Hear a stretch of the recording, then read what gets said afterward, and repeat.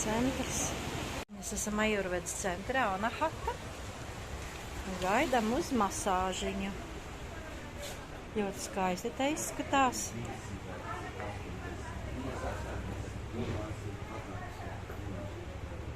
Jā.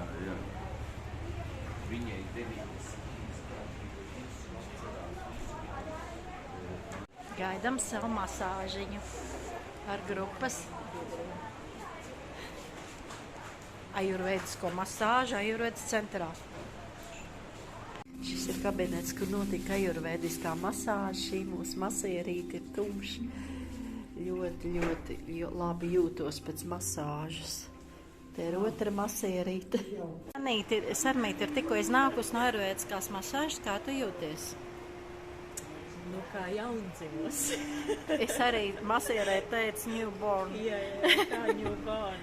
Nu, protams, no matu galiņiem izmasēju visu līdz pirksta galiņiem.